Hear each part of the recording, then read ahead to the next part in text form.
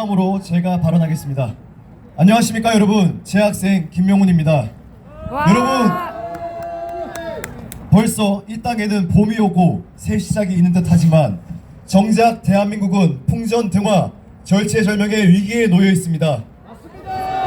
보수의 심장에서 나고 자란 청년이, 자유민주주의의 중심 대구의 피와 정신을 이어받은 청년이 선조들의 은혜에 보답하기 위해 이 자리에 섰습니다. 지금 대한민국은 정치적 혼란이 점철된 어둠 속에 있습니다. 윤석열 대통령 탄핵 반대 시국선언 참여자를 모집할 때 응원의 글도 많았지만 저를 비난하고 의심하는 이들도 있었습니다. 정의와 안보를 외치는 젊은 청년들의 목소리가 들리지 않는 곳에서 저 혼자 혹은 소수가 소리를 내는 것이 두려웠습니다.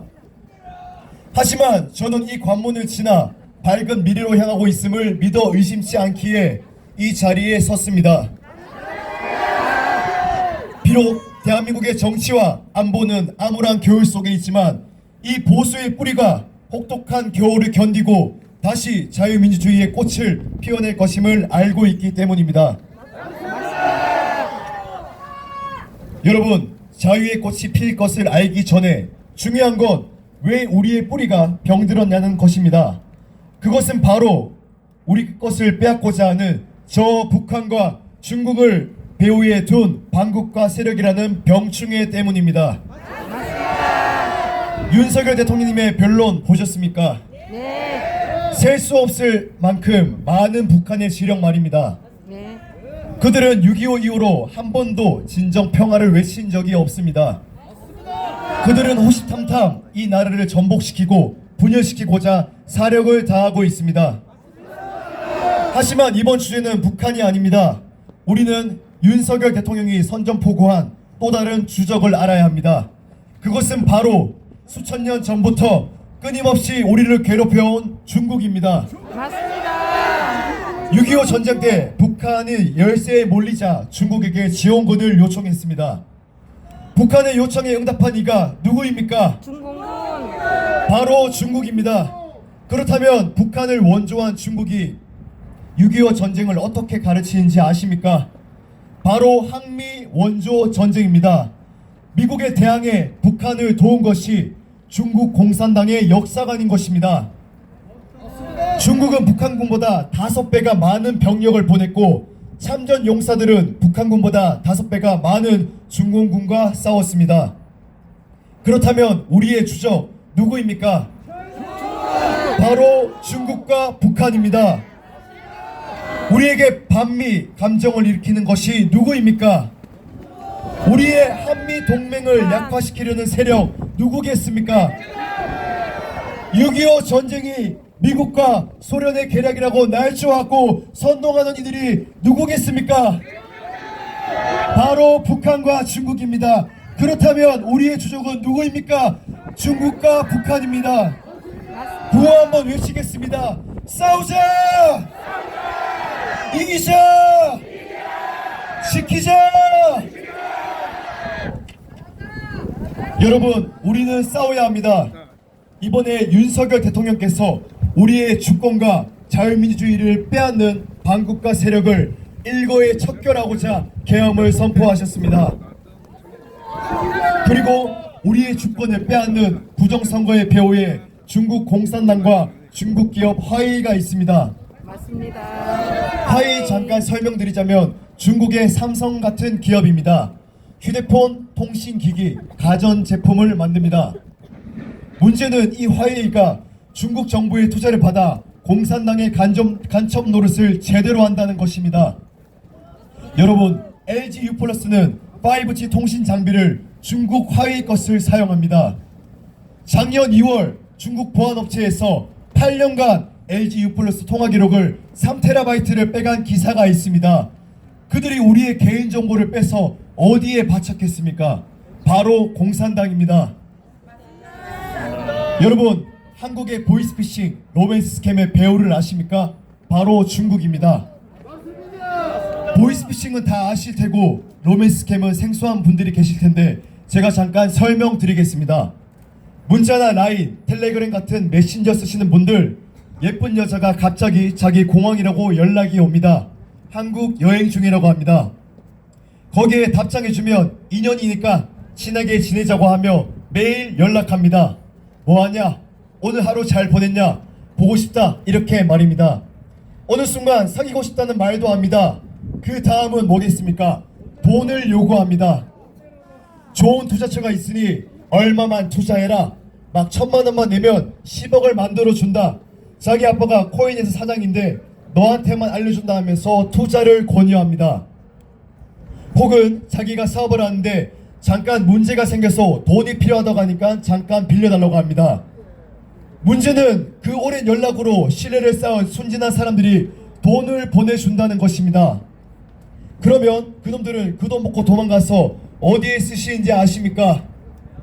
친중 정치인을 매수하는 뇌물 자금으로 씁니다.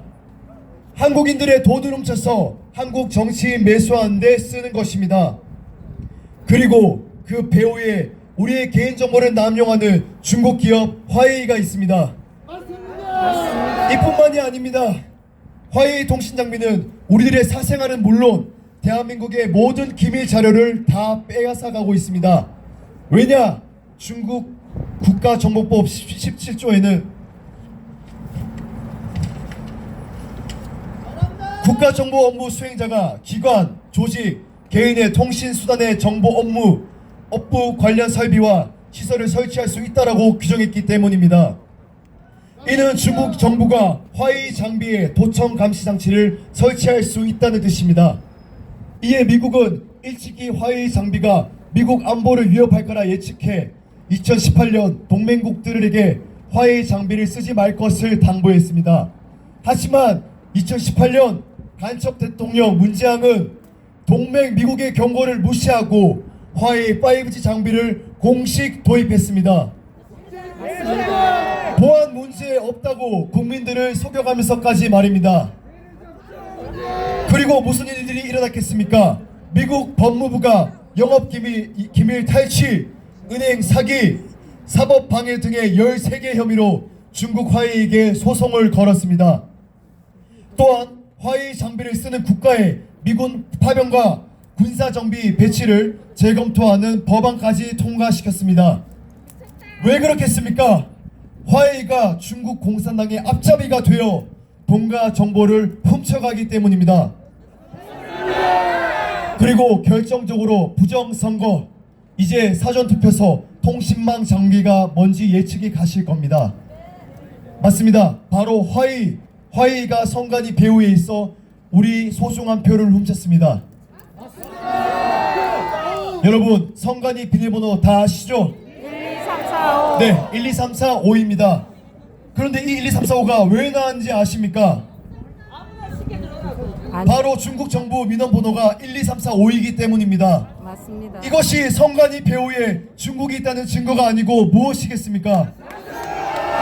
여러분, 그런데 우리가 빼앗긴 주권이 투표권뿐만이 아닙니다. 우리의 눈과 귀를 가리는 것이 누구입니까? 우리에게 진실을 왜곡하고 호도하는 이들이 누구입니까? 반국가 세력을 위해 목소리를 내는 이들이 누구입니까? 바로 언론입니다. JTBC의 1,000억 원 투자 유치, 민노총의 조중동 잠식, 중국몽 문재앙의 한겨레 설립 2억 원 쾌척 뿐만 아닙니다. 중국 우마오당 4천만 여론 조작, 댓글 조작, 친중 좌파 연예인 지원, 우파 연예인 죽이기, 반일 반미 정서 조장, 우리가 보는 인터넷 뉴스 댓글들, 탄핵을 옹호하는 연예인들, 이게 모두 중국인들의 소행입니다. 이것은 알 권리의 침해를 넘어 진실을 왜곡하여 우리의 판단을 흐리게 하는 것입니다. 이는 검토사의 눈과 귀를 가리고 전장에 내세우는 것과 같은 꼴입니다. 반국가 세력이 전시 중인 우리의 눈과 귀를 가림으로써 우리가 서로에게 칼을 겨누도록 만든 것입니다.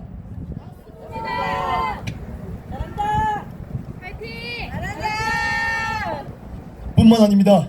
그들은 우리가 피땀 흘려 번 돈을 훔쳐가고 있습니다. 여러분, 한창 흑수저와 금수저 이론이 화제였습니다. 계급 갈라치기가 시작됐었습니다. 하지만 그 뒤에는 우리가 알지 못하는 또 다른 계급이 있습니다. 바로 금수저 위의 화교 수저, 화교 혜택입니다. 반국가 세력은 화해의 기기를 들여 우리의 모든 기밀을 유출한 것도 모자라 중국인들의 법조계 진출 허용, 지방 선거권 부여, 화교들의 대입 특혜, 화교 출산금 지원, 화교 결혼금 지원, 화교 국공립 어린이집 영순위, 병설 유치원 영순위, 학교 장학금 지원, 공무원 특혜, 공공임대 주택 영순위, 공공분야 특별 공급, 부동산 무제한 대출, 상속세 없음, 60만원 상당의 백신 지원, 그 외에 수십 개의 특혜를 퍼주면서 한국 내 중국계 인사들의 힘을 키웠습니다. 화교들은 대한민국 국민들보다 더 많은 혜택을 받으며 노력 없이 부를 축적하고 법조계, 의료계, 정재계에 진출해 대한민국을 장악했습니다. 교묘한 정책 공작을 통해 사태의 본질을 보지 못하게 하고 우리가 평생 그들을 위해 살게 만들도록 공조한 것입니다. 여러분, 촛불행동이라는 시민단체 아십니까? 이번 윤석열 대통령 탄핵 시위에서도 촛불 세력의 촛불행동이 필수적으로 등장하고 있습니다. 윤석열 정부 퇴진운동을 주도한 이 촛불 시위는 종북 좌파 세력이 정부 전복, 체제 전복을 위한 혁명 분위기를 고조시키는 핵심 수단입니다. 2002년 12월에 일으켰던 효선 미선 사건 반미 촛불 시위, 2008년 5월 광우병 반미 촛불 시위, 2014년 세월호 촛불 시위, 2016년 말 촛불 시위, 과연 우연히 일어난 사건일까요? 그리고 윤석열 당선 이후 대통령이 취임식을 하기도 전인 2022년 4월 19일 창설되어 2024년 12월 21일까지 120회에 달하는 탄핵 찬성 운동을 주도했습니다. 이는 일주일에 한 번꼴로 윤석열 대통령을 부정하는 시위를 한 것입니다. 국민의 주권으로 부정선거조차도 이겨내고 국민의 선택으로 당선된 대통령을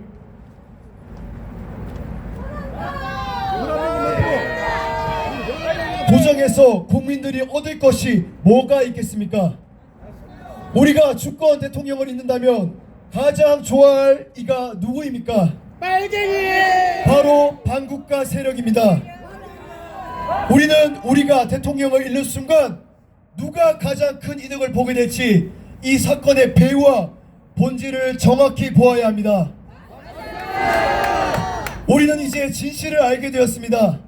부정선거의 배후에는 중국 화해가 있고 윤석열 대통령을 부정하는 단체들의 배후에는 북한과 같은 반국가 세력이 있으며 우리 당장의 대한민국이 풍전등화에 놓여 있다는 것을 말입니다.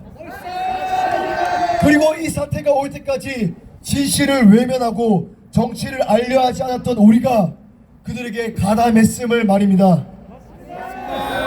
하지만 이제 우리는 알고 있습니다. 윤석열 대통령의 탄핵을 반대하고 직무 복귀를 통해 대한민국의 정상화를 이루어내기 위해서는 모두가 진실을 말해야 한다는 것을 말입니다. 비록 눈앞의 진실이 아름답지 않을지라도 우리는 외면하지 않을 것입니다. 더 이상 분열하지 않고 반국가 세력과 맞서 싸워 이겨서 자유민주주의를 지켜낼 것입니다. 국부 이승만 대통령께서 마지막 가시는 길까지 우리가 더 이상 종의 멍에를 매지 않도록 기도하셨습니다.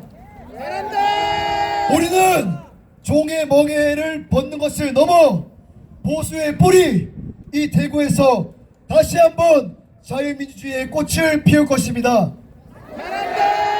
구호 한번 외치겠습니다. 싸우자! 이기자! 지키자! 감사합니다.